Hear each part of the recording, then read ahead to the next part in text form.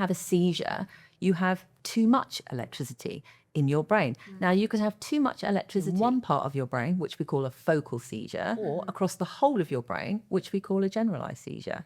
Now, focal seizures are not life-threatening. They're unpleasant for that person because you can retain awareness, you can explain how you feel a lot of the time.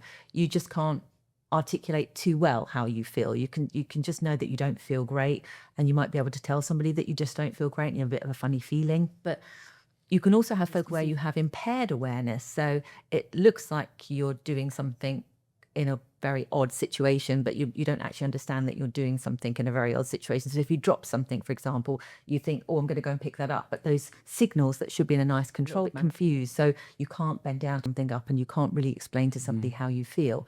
But these seizures aren't life-threatening. They're just unpleasant for that young person, for that person that has focal seizures. So if you have generalized seizures, now our generalized seizures summary are what we all talk about all the time. So absences, which is our loss of awareness for a few seconds, which are often confused for daydreaming. I used to get lots of young people referred to me from GPs because they were in school and were looking out the window a lot of the time. Now, don't get me wrong, we all daydream when, something isn't that exciting. But actually, absent seizures, you are effectively unconscious for those 10, 15, 30 seconds, 45 seconds, and they can be incredibly dangerous. And you said it right at the beginning, you were running with your dad, and then you'd run off into the road because you wouldn't know what you were doing. But as it goes into that seizure, just remembers the last thing that it was doing. So whether it was running, it would be running. If you were eating, you'd still carry on eating. But your eyes would be open, but you'd be effectively unconscious. So then you've got your tonics. So you've got your tonic seizures, which is just the muscles become stiff and rigid and the person will usually fall over, usually backwards.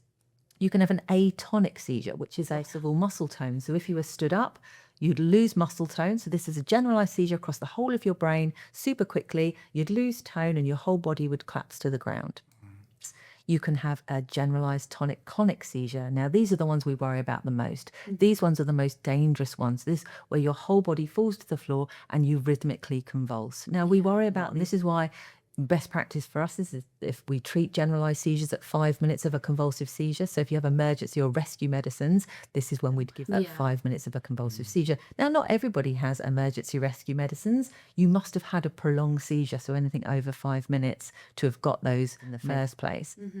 And then you can have myoclonic seizures, so like little jerks. So you can have clusters of those, or they can come just on your arms or on your legs. So seizure types are really important that we get the right terminology down.